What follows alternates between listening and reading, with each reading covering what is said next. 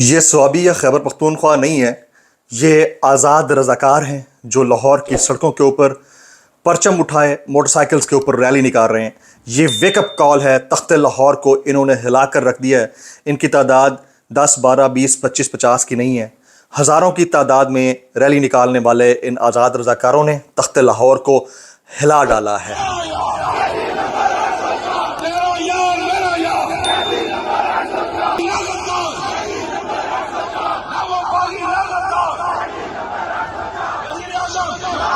السلام علیکم، میں جمیل فاروقی ہوں، آپ میرا آفیشیل یوٹیوب چینل دیکھ رہے ہیں۔ تمام تعریفیں اس ذات پاک کے لیے جو ہماری شہرت سے بھی قریب ہے اور ہماری ہر آنے جانے والی سانس کے بیچ میں ہونے والی معمولی سی جنبش کو بھی بخوبی جانتا ہے، اور تمام درود پاک نبی آخر الزماں حضرت محمد مصطفیٰ احمد مجتبیٰ صلی اللہ علیہ وسلم کی ذات پاک کے اوپر جو وجہ تخلیق کائنات ہیں، جن کی وجہ سے ہم ہیں، جن کی وجہ سے یہ کل کائنات ہے۔ آزادی رضاکاروں نے یعنی ٹائیگرز نے تخت لاہور کو ہلا ڈالا ہے۔ یہی نہیں، موٹر سائیکل کے اوپر صرف ریلی نہیں نکالی گئی بلکہ قیدی نمبر 804 کے حق میں نعرے بھی مارے گئے۔ یہی کچھ جہلم کے اندر ہوا۔ کون بچائے گا پاکستان، عمران خان کے نعرے لگے، ساتھ ساتھ نہ وہ باغی نہ غدار، قیدی نمبر 804 کے نعرے لگے ہیں۔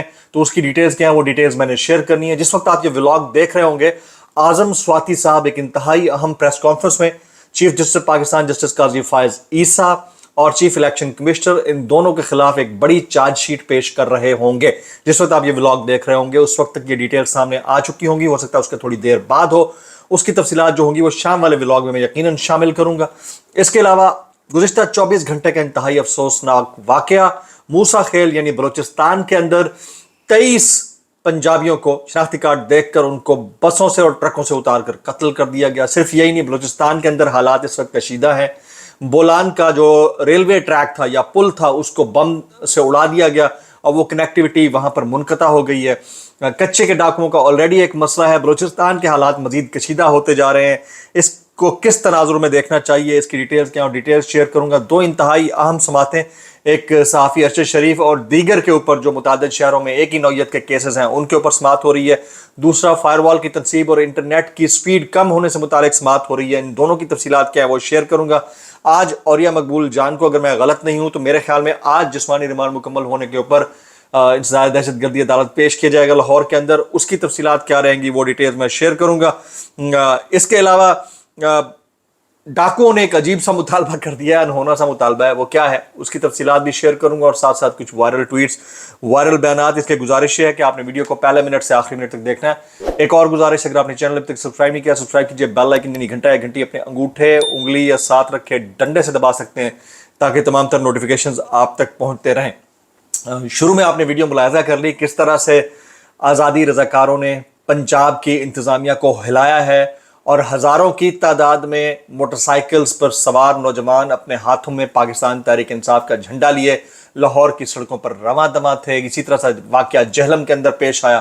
جہلم میں کارکنان نے جس انداز سے عمران خان کے حق میں نعرے لگائے ہیں وہ سب آپ نے ملاحظہ کر لیا ہے۔ اچھا، میں نے واٹس ایپ چینل کا بتانا تھا، وہ بتانا بھول گیا۔ اس کی ڈسکرپشن یعنی بایو کے اندر آپ جا کر واٹس ایپ چینل کو لنک کو کلک کر سکتے ہیں اور جوائن کر سکتے ہیں۔ اگر نوٹیفیکیشن یہاں نہیں ملتے تو وہاں مل جایا کریں گے۔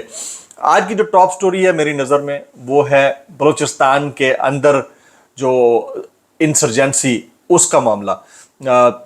تقریباً کوئی 26 کے قریب افراد کو شناخت کر کے ان کو شوٹ کیا گیا، جن میں سے 23 جاں بحق ہو گئے۔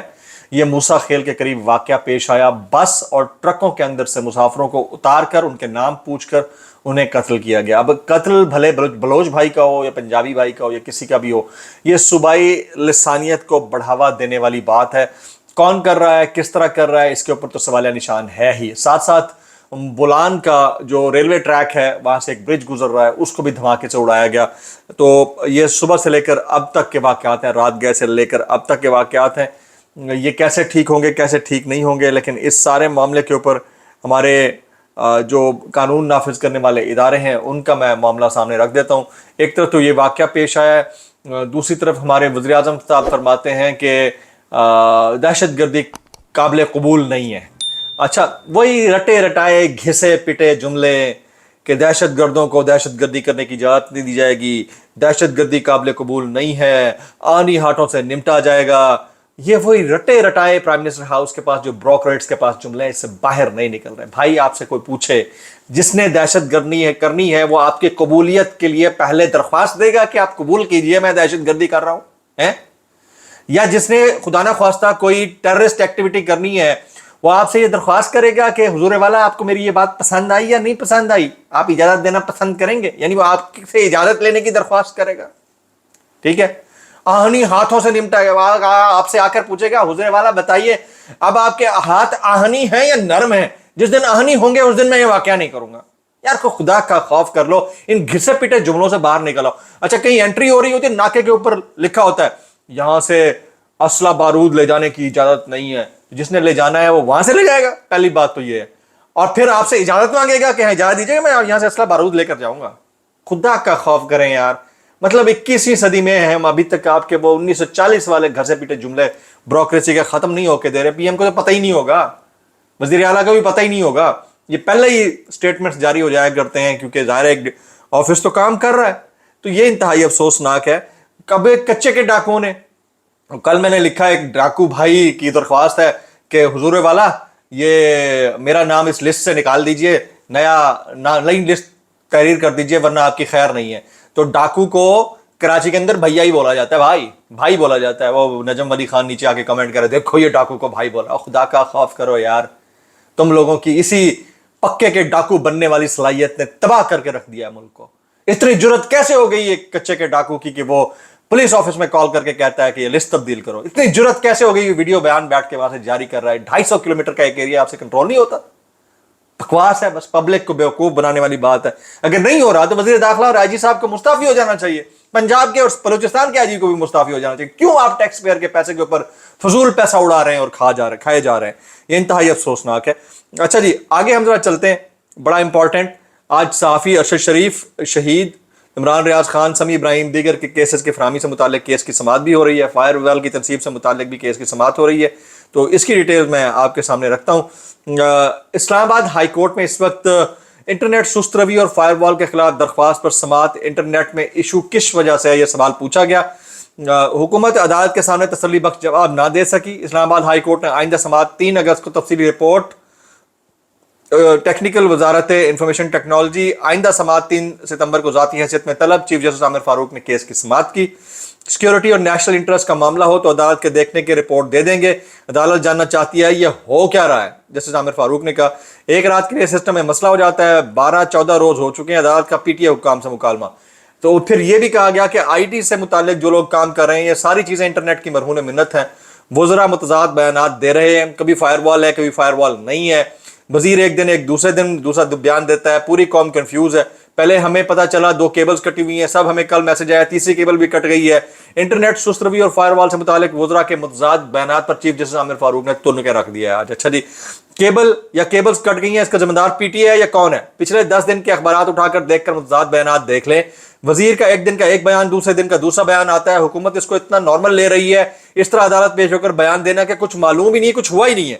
इंटरनेट सुस्त रवि और फायरवॉल के खिलाफ दरख्वास्त पर समाअत, और फिर 10 दिन से बिजनेस कम्युनिटी शिकायत कर रही है। इंटरनेट से मुताल्लिक हर कोई शिकायत कर रहा है। हुकूमत कह रही है खराब है, बस खराब है। अब ये पुराना दौर तो नहीं जब एक फोन खराब होता था तो खराब ही होता था, इसके ऊपर मजीद कोई सवाल नहीं कर सकता था। इसके ऊपर ठीक ठाक सरजनिश की गई है चीफ जस्टिस आमिर फारूक की जानिब से। अच्छा, एक और इंतहाई अहम समाअत आज हुई है और उसकी डिटेल्स क्या है। सहाफ़ी अरशद शरीफ शहीद और बाकी सहाफ़ियों की दीगर केसेस की तफसीलात फराहमी का केस मुल्क भर में दर्ज तमाम केसेस मई 2022 से ज़ेर इल्तवा दरख्वास्तों पर महफूज फैसला। इस्लामाबाद हाई कोर्ट के जस्टिस सरदार एजाज इसहाक खान ने आज सुना दिया। उन्होंने कहा कि अरशद शरीफ और दीगर सहाफ़ियों के खिलाफ मुतअद्दिद मुकदमात के अंदराज के खिलाफ दरख्वास्तों पर जस्टिस मोहसिन अख्तर कियानी ने 36 सफ़हात पर मुश्तमिल तहरीरी फैसला जारी कर दिया है। अरशद शरीफ को अरबाब इख्तियार की जानिब से गैर मुनसिफाना हरासमेंट का सामना था, शुक्र है माना गया। अरशद शरीफ के खिलाफ तहकीकात के लिए सिर्फ एक FIR को दुरुस्त समझा जाना चाहिए था। जब रियासती इदारों की जानिब से FIR दर्ज कराई जाए तो मुल्ज़िम को हिफाजत फराहम की जानी चाहिए थी। फैसला सहाफ़ियों के तहफ़्फ़ुज़ के लिए 1 दिसंबर 2021 को प्रोटेक्शन ऑफ जर्नलिस्ट एक्ट का निफाज हुआ, ताहम आज भी सहाफ़ियों को गैर मुनसिफाना हरासमेंट का सामना करना पड़ता है। अरशद शरीफ के अहले खाना प्रोटेक्शन ऑफ जर्नलिस्ट एक्ट के तहत कायम कमीशन से रुजू कर सकते हैं। इस्लामाबाद हाई कोर्ट का तफसीली फैसला। और अरशद शरीफ के खिलाफ दर्ज मुतादिद FIRs कानून की नज़र में बरकरार रखने के काबिल नहीं है। ارشد شریف کے اہل خانہ نے بہت بڑا نقصان اٹھایا ہے جس کی تلافی ممکن نہیں ہے، تحریری حکم نامہ جاری کیا گیا ہے۔ تو اس کی ڈیٹیل جو تھی وہ میں نے آپ کے سامنے رکھنی تھی۔ اب ذرا آ جاتے ہیں، آج یوٹیلیٹی سٹورز کے جو وہ برطرف ملازمین ہیں، utility stores corporation of Pakistan کو بند کیا جا رہا ہے، وہ ریڈ زون میں آج احتجاج کر رہے ہیں، لیکن ریڈ زون کو آلریڈی سیل کیا جا چکا ہے، تو اس کے اوپر لوگ جو ہیں وہ سراپا احتجاج ہیں۔ کل رات گئے اچانک ایک خبر سر پہ سوئی کہ اڈیالہ جیل کے 3 افسران کو معطل کر دیا گیا، ان کی جگہ 3 نئے افسران آ گئے، معطل کیا گیا یا تبدیل کر دیا گیا، تو 3 نئے افسران آ گئے۔ تو یہ وہ 3 افسران ہیں جو عمران خان کے کھانے پینے سے لے کر ان کی صحت سے جڑے معاملات کے اوپر دستخط کرتے ہیں۔ اب دیکھنا یہ ہوگا کہ ان کی تبدیلی سے کیا حالات میں کوئی تبدیلی واقع ہوتی ہے۔ کچھ لوگ یہ کلیم کر رہے ہیں کہ عمران خان 8 ستمبر سے پہلے رہا ہو جائیں گے اور وہ جلسے کو لیڈ کریں گے۔ جو شام والا میرا بلاگ ہوگا اس میں میں اس کے اوپر پن پوائنٹ پوری ڈیٹیل میں بات کروں گا کہ یہ صرف ہوا میں اڑائی گئی بات ہے یا اس کے اندر سے کچھ اور نکلا ہے۔ جناب اب ذرا آ جاتے ہیں پی ٹی وی کی، ہم بات کر لیتے ہیں۔ پی ٹی وی میں ریفارمز کیے جا رہے ہیں، کس طرح کے ریفارمز ہیں؟ پی ٹی وی میں جامع اصلاحات کے تحت کم ریٹنگ والے 25 پروگراموں کو فوری بند کرنے کا فیصلہ کیا گیا ہے اور زیادہ ریٹنگ لانے والے زیادہ پیسوں کے اندر 4 اینکرز کو بھی ہائر کر لیا گیا۔ آپ کے ہمارے ٹیکس پہ چلنے والے ہر ادارہ تباہ ہے۔ کل ہم بنگلہ دیش سے تاریخ میں پہلی دفعہ ٹیسٹ بھی ہار گئے ہیں۔ آج وزیر داخلہ کے زیر انتظام جو معاملہ ہے، ہم 23 لوگوں کی جانوں کا نذرانہ صبح پیش کر چکے ہیں۔ کل رات سے سیکیورٹی فورسز وہاں پر بلوچستان کے اندر لڑائی لڑ رہی ہیں۔ آج بولان کا ریلوے ٹریک کا پل وہ بھی اڑا دیا گیا ہے۔ کل کچے کے ڈاکوؤں نے، یہ دیکھیں یہ کچے کے ڈاکوؤں کی خبر میں آپ کو پڑھ کے دکھاتا ہوں، آپ ہل جائیں گے۔ صادقآباد سے ڈاکوؤں کے سر کی قیمت والی لسٹ فوری ختم کر کے نئی تیار کی جائے۔ ڈاکو نے کال کی ہے پولیس ڈپارٹمنٹ کے اندر، کال کر کے کہا کہ لسٹ تبدیل کرو، تمہاری خیر نہیں ہے ورنہ۔ اب حالات جب اس نوعیت کے ہو جائیں تو جو ڈی میریٹوریس لوگ ہیں ان کے اوپر سے تو اعتماد ویسے ہی اٹھ جاتا ہے۔ تو اس کے اوپر بات مزید بدا کرے تو کیا کرے؟